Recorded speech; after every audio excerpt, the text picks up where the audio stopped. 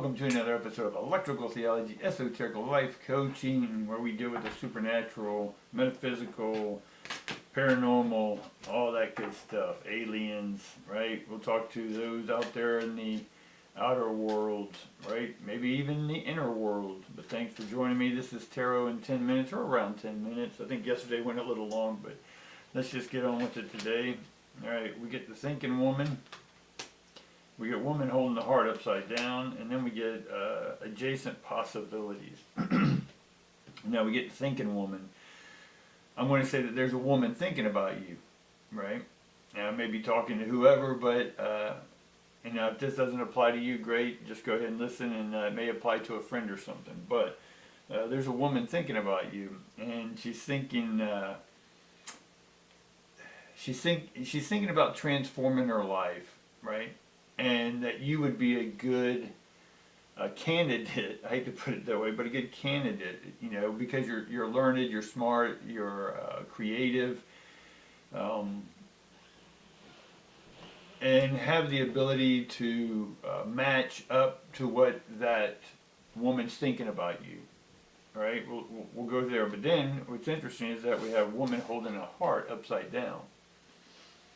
Right. In one sense, she doesn't have your heart yet, right? Nor do you have her heart, because you may not even know who you are, but there's someone thinking about you, and there's a whole bunch of possibilities. You may be thinking about this person who's thinking about you, right? And then we get this adjacent possibility, right? And so the adjacent possibility is, let's just see who's thinking about you. Right? Now, this could be divine, this could be ancestors, this could be anyone trying to come into you, but I am getting in one sense, it's a divine energy, a feminine energy, having to do with the heart chakra. And then there's the woman holding the heart, which is red, which is lower chakra, which is upside down. So in one sense, it may not be about love, it just may be a divine being, right? So whichever one works for you, if you feel that someone's thinking about you or this woman's thinking about you, then you've been thinking about her, then we'll go ahead and maybe possibly look at some of these with the possibilities over here. So let's see what we get. Alright, we keep getting the tied up guy, even though I mixed that deck up a million times, we still keep getting the guy in the whip. So we're going to see what this, and that would be the equivalent to the 8 of Swords, right?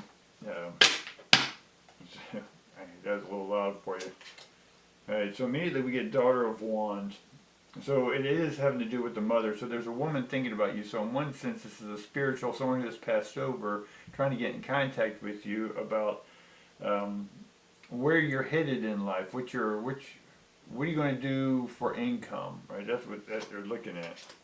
And then we immediately get the Mother of Stones. So not only we get the Daughter of Wands, we get the Mother of Stones. And the Mother of Stones is more, it's a grounded perception, right?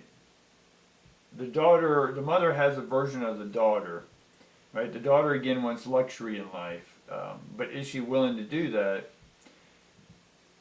So there's the Mother of Stones. Let's get one more card to make that clarify a little bit more. And two of Wands, so there's a dominion or a dominance over one or the other. So if you're a daughter, there's a woman trying to get a hold of, a thinking woman thinking about you, right? Because you're doing something that may be counterproductive to getting the things you want in life, all right? And then we get the Emperor upside down. So there's a fighting against the establishment, right? Maybe not doing it the way your mother did it. Maybe your mother's tradition is not how you want it as the daughter, right? Or if we look at it as there's someone thinking about you in a love relationship, then their relationship may be based on an old way, but there's a possibility again to look at things a different way within relationships, right? So let's see what we got to get over. We get the Ace of Stones. So again, we're getting a lot of stones here. So the Ace of Stones is about abundance. It is about groundedness, right? It is about financial groundedness. So there's a daughter's trying to do something and the mother may or may not approve, right? I'm getting that there's a missing father in the picture, right? Let's see what else we can get with that. So with the missing father, and if you look at the fathers, if a kid is missing the father, right? If the father died, then that daughter is not going to be able or will have difficulty starting a business, right? Or speaking up her mind. And again, I'm generalizing because it's a transmitter receiver, dominant, submissive, right? Each parent represents one or the other or both. But there has to be a balance of both. And if we want to communicate with the higher realms, right? If we want to connect alien ships, if you will, to get a clear picture of, hey, the Earth news is telling us one thing, but do y'all have a different version, right? And you have to have a dominant transmission, a dominant tower that can connect with those beings and say, yes, there is something totally different happening. It's not what they're telling you, right? But again, if you don't have the father energy, then it's going to be hard, or it's going to be hard to be prosperous in one sense because you didn't have that father support. You do have the mother nurturing support. The mother will say, yes, do it, do it, do it. But when it comes to business negotiation, you need to be firm. Right? You can still come off nice, but in business, a business mind can be ran from the heart, but if you're going in mainstream business, that's cutthroat sometimes, guys. So it's just preparing you. So if you didn't have the father, then there's a lack of dominance in there, and so that's why there's a woman, a thinking woman, right? The woman's thinking, but she needs to tap into the dominant side of her, right? And if she didn't have a dad, who's a dominant figure in her life that she can represent within or mirror herself after to say, yeah, I like the way they're doing it, I want to do it similar in my own unique way, right? And then we get the Six of Wands, right?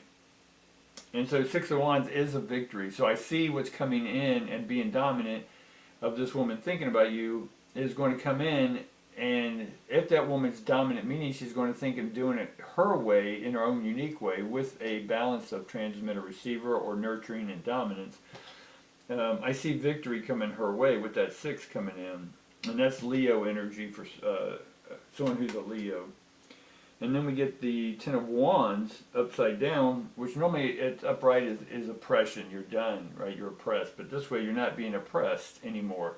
So if you were sort of blaming the male energy or for missing, or that male figure wasn't there in your life, or if a male figure left you, and you haven't been able to get the things you want in life, right? Creating businesses, luxury, that type of stuff, then it was because of that father energy. And if you still have guilt or shame or loss or missing, that has to be balanced, right? We can still miss the people, but we have to, if we want more possibilities to happen in our life, then we have to take that dominant choice and say, you know what, I'm ready for more. I'm ready for more luxury. I'm ready for more money, right? I'm ready for my dreams to come true. All right, guys, I want you to like, subscribe, right? Hit that subscribe and leave me a comment. That helps the algorithm say, hey, we recognize you, and we'll share it with more people. So if this in any way helped you, just go ahead and share that with other people too, right? Just don't keep me to yourself. All right. All right, guys, appreciate it. Love and peace to each and every one of you, and we'll talk to you tomorrow. Bye.